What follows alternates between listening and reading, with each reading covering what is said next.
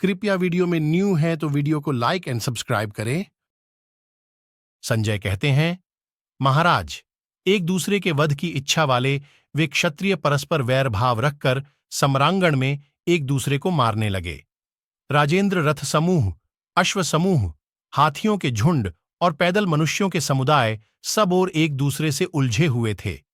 उस अत्यंत दारुण संग्राम में हम लोग निरंतर चलाए जाने वाले परिघों, गदाओं, कणपों, प्रासों, भिन्नपालों और भुशुंडियों की धारा सी गिरती देख रहे थे।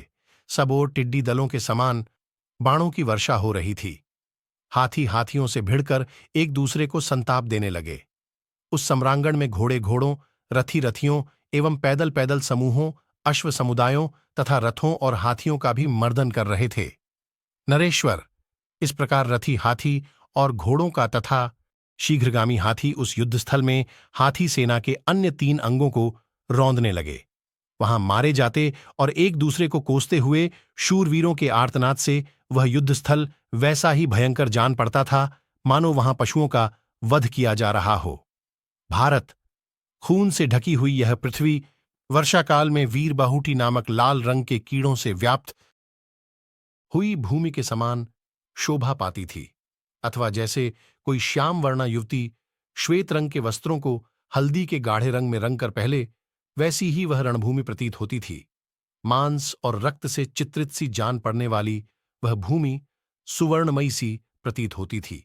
भारत, वहां भूतल पर कटे हुए मस्तकों, भुजाओं, जांघों, बड़े बड़े कुंडलों, अन्यान्य आभूषणों, निष्कों, धनुर्धर शूरवीरों के शरीरों के ढालों और पताकाओं के ढेर पड़े थे।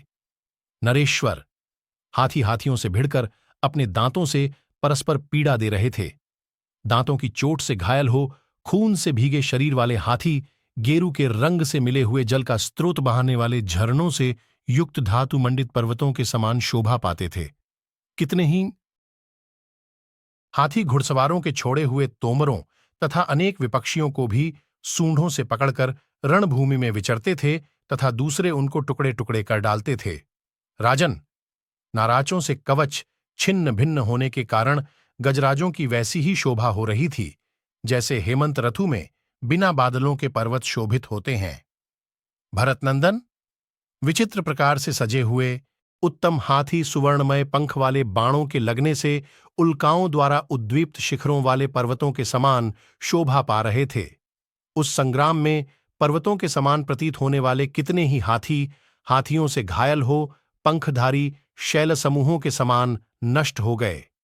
दूसरे बहुत से हाथी बाणों से व्यथित और घावों से पीड़ित हो भाग चले और कितने ही उस महासमर में दोनों दांतों और कुंभस्थलों को धरती पर टेक कर धराशायी हो गए।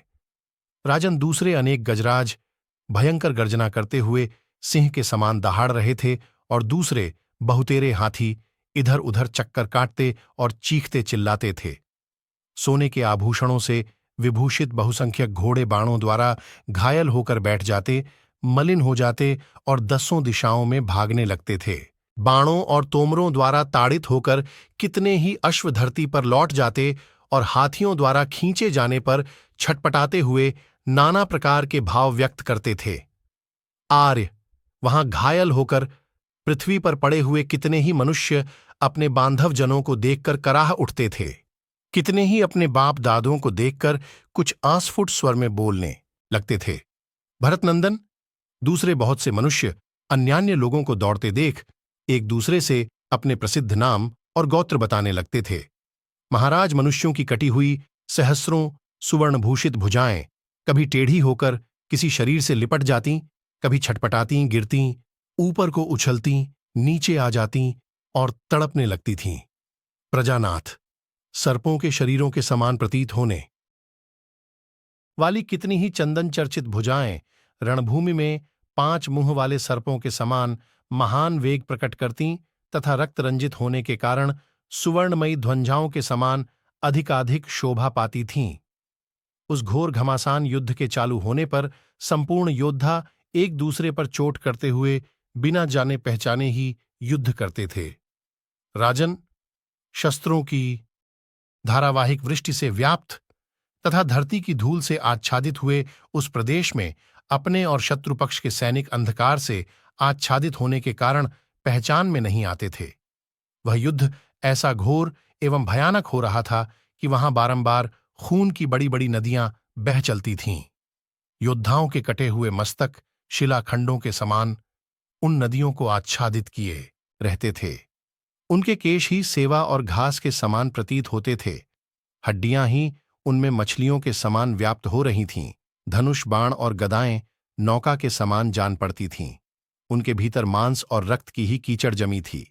रक्त के प्रवाह को बढ़ाने वाली उन घोर एवं भयंकर नदियों को वहां योद्धाओं ने प्रवाहित किया था। वे भयानक रूप वाली नदियां कायरों को डराने और शूरवीरों का हर्ष बढ़ाने वाली थीं तथा प्राणियों को यमलोक पहुंचाती थीं। जो उनमें प्रवेश करते उन्हें वे डुबो देती थीं और क्षत्रियों के मन में भय उत्पन्न करती थीं। नरव्याघ्र वहां गरजते हुए मांसभक्षी जंतुओं के शब्द वह युद्धस्थल प्रेतराज की नगरी के समान भयानक जान पड़ता था। वहां चारों ओर उठे हुए अगणित कबंध और रक्त मांस से तृप्त हुए भूतगण नृत्य कर रहे थे। भारत ये सब के सब रक्त तथा वसा पीकर छके हुए थे। मेदा वसा मज्जा और मांस से तृप्त एवं मतवाले कौए गीध और बक सब ओर उड़ते दिखाई देते थे। राजन, उस समर में योद्धाओं के व्रत का पालन करने में विख्यात शूरवीर, जिसका त्याग करना अत्यंत कठिन है, उस भय को छोड़कर निर्भय के समान पराक्रम प्रकट करते थे। बाण और शक्तियों से व्याप्त तथा मांसभक्षी जंतुओं से भरे हुए उस रणक्षेत्र में शूरवीर अपने पुरुषार्थ की ख्याति बढ़ाते हुए विचर रहे थे। भारत प्रभो, रणभूमि में कितने ही योद्धा एक दूसरे को अपने और पिता के नाम तथा गोत्र सुनाते थे। प्रजानाथ, नाम और गोत्र सुनाते हुए बहुतेरे योद्धा शक्ति, तोमर और पट्टिशों द्वारा एक दूसरे को धूल में मिला रहे थे। इस प्रकार वह दारुण एवं भयंकर युद्ध चल ही रहा था कि समुद्र में टूटी हुई नौका के समान कौरव सेना छिन्न भिन्न हो गई और विषाद करने लगी।